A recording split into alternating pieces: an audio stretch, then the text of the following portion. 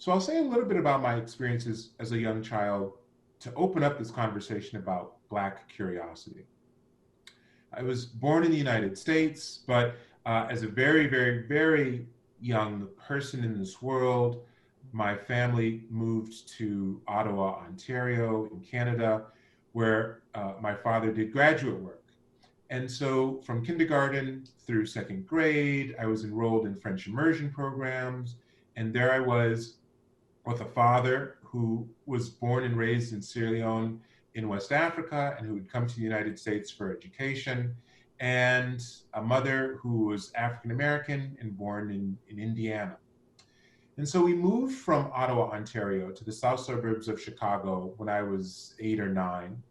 And I, I barely recount some early experiences after that move that raised for me questions about the category and the condition of Blackness.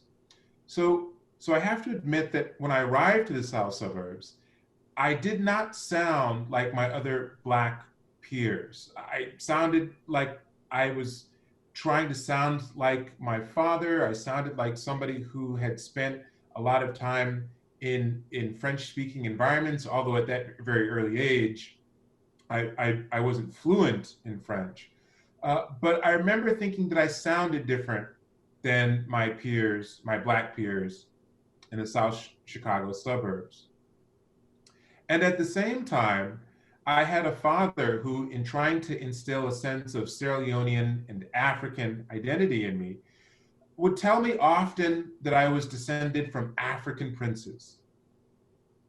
And I remember thinking to myself, so I'm African, but born in America. So that makes me African American. And at the same time, I remember Black friends who would make very pejorative comments about Africa or about the smell of the food that my father might make on Sundays.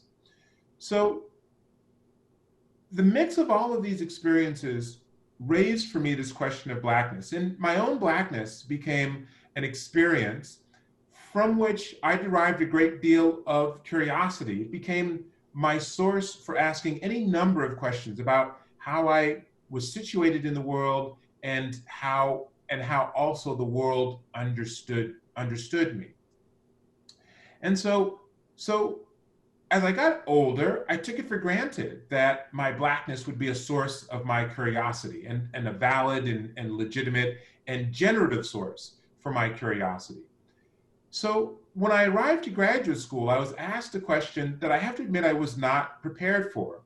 And in many ways, the question revolved around this issue of Black curiosity, even if the question didn't raise the issue in an explicit fashion. And so what was the question? Well, there I am playing pool with some fellow graduate students, all of whom were white. And one of them, out of the blue, asks me, he says, Chernoh, are you concerned that as a Black person writing about Black history, a broader audience of scholars will see your work as being less objective? Now, I have to say, I don't remember exactly what I said to the comment. I do remember thinking sarcastically, so you get to ask me whether or not me being Black and writing about Black people is going to raise issues with objectivity, and somehow you are exempt from the same question? And we might very easily dismiss the graduate student's question, but I think that it's important to not dismiss the question, to kind of follow it up, because I think in many ways the question highlights really profound problems of equity and imagination. And one way to begin to interrogate the question is simply to ask, how was it that the question came to be in the first place? So first off, this Black bias question assumes, or I should say presumes, that whiteness is going to be the standard for objectivity. And when we're trying to chart the sources for that presumption, well, in some ways, it makes sense. How does it make sense? Well, some examples. In 2017, in science, technology, engineering, and mathematics, there, again, in 2017, across a dozen disciplines, most of them involved with STEM subjects. In 2017, there were no Black PhDs. Now, couple that with the fact that across academia, the number of the percentage of full-time Black faculty in higher education is about 6%. So even if you extend the numbers of Black faculty beyond STEM disciplines and into the social sciences and the humanities, their numbers, are not that high, and so the pipeline, as inadequate as it is also not going to be able to fill current positions that don't even meet contemporary percentages for the numbers of Black people in the broader population. So all of that to say that Black scholars, many of them are working in these broad realms where their largest audience is going to be white people. So that presumption on the part of this Black bias question, unfortunately, is correct. At the same time, and in addition, the Black bias question also presumes that whiteness is the standard for objectivity, or white perspectives or knowledge coming from white people are going to be the standard for what we consider to be objective information. And the Black bias question also presumes that Black authors can't see past their racial, proscribed racial identities to make powerful claims about politics. And so again, how could a graduate student think to even make this kind of claim? So in addition to these reasons that I've given, there are other reasons as well. And so in the broader population, in our public education system, if we use Texas as an example, it's only recently that educators in the K through 12 educational system in Texas decided that they would recognize slavery, in addition to states' rights and sectionalism, as legitimate sources for understanding the origins and even the consequences of the Civil War. So the fact that only until recently has slavery been acknowledged in the Texas public education system demonstrates by extension that the lives and the expressions of African Americans are seen marginal by many people to broader historical narratives. So not only do we currently have a broadly white audience within academia, we also have these educational systems that are leaving our young students with the idea that the roles of Black people in history have been minimal and unimportant. So there are many different aspects of the world in which we live in that would actually help us to clearly understand how even a graduate student with this elite training could come to the conclusion that it was okay and even smart to ask whether or not I would be fearful about my position as a Black person and how that might somehow impugn my objectivity. And in interesting ways, I've seen this question of Black bias and its implications for Black curiosity play out even in my teaching. And so, for example, I teach a class titled Slavery, Race, and Religion. And one of the responses to that class came from a student who argued, now remember, the title of this class is Slavery, Race, and Religion. And so this student argued that they had learned a lot about race and religion in the class, but they had learned very little about politics. I teach another class called Religion and Politics in the United States, where politics is explicit in the title. And in that class, I received a similar comment from a student who argued that that class had been all about religion and the relationship between religion and race, but we had spent very little time talking about politics. So what do we make of this? Well, several things, I think. One of them is this idea on the part of these students that politics is something that is formed or that is defined in these very classical ways. In other words, that politics is all about voter participation and the branches of government. And so that the student couldn't understand the relationship between race and politics meant that perhaps I failed to explain to this particular student that in fact race is politics and that politics is race. And in addition to these aspects, these experiences in my teaching, these students, I think, were also somehow presuming that in order to talk about politics, we needed to talk about it as something that was separate from race. And here is where I think my identity in that classroom became very important.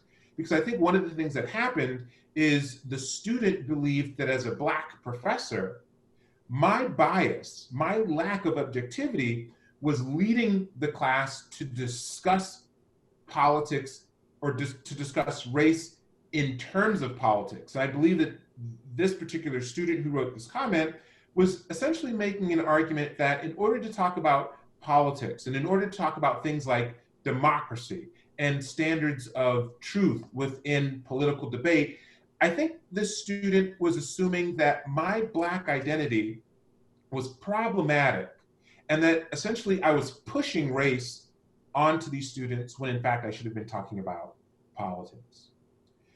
Another example that I think reflects on this issue of the Black bias question and also the relationship between identity and curiosity. And so in this case, in a class titled The Black Intellectual Tradition, it's very interesting because there I had a student who talked in very pleasant terms about the experience that they had had in the class. But what was problematic was that the student had explained that they were initially hesitant on entering into the class. And they were hesitant because, and they self-identified in the student evaluation as a white student, they thought that they wouldn't be able to bring any knowledge, any background, any insight into the class. So they assumed that somehow the class would be a closed session taught by a Black professor. They probably assumed that the class would be populated mostly by Black students, which it was. And again, they assumed that they wouldn't have anything to contribute as a white person. Well, the converse then of this is that a Black person wouldn't be able to contribute to a quote unquote white conversation or any number of issues that expanded beyond the issue of racial prescription or disempowerment. And so in these two examples in my teaching, there are echoes of the Black bias question. And those echoes reveal this idea that somehow the knowledge that a person expresses can only be a function of their racial identity. And moreover, that if you're white, your knowledge is objective and standard, but that if you're Black, your knowledge is biased and limited. So the Black bias question presumes that objectivity is a perspective that's somehow unencumbered by the constraints and suppressions of power. And it fails to recognize that studies of Black people by Black and white people have made the argument that objectivity and truth cannot be divorced from power. And moreover, that whiteness itself is a very powerful category for shaping how people understand the world, and that clearly the category of whiteness has all sorts, implies all sorts of bias. So, so then kind of moving on, but continuing to think about this question of Black curiosity. That grad student, I think, could only think to ask that question if they failed to understand the complex relationship between racial identity that stigmatizes and the ethnic dimensions of racial identity that have actually become sources of affirmation, tradition, and even progressive activism. And so, yes, the Black bias question might imply that Black authors are introspective, but it doesn't frame the curiosity of Black people as such. It does not frame the curiosity of Black people as something that's generative and expansive. Instead, it presumes that Blackness is something that's reductive, and it assumes that the imagination and the curiosity of Black people mostly exist as functions of prescribed racial identities. The Black bias question presents Black authorship and any expression of Black thought as reductive, and that the expression of Blackness is merely a reaction to racism rather than the source for creative and unprecedented imaginings of society and the future. So I'd say all of this to say that going forward, as we try to build better worlds, we must take Black curiosity seriously.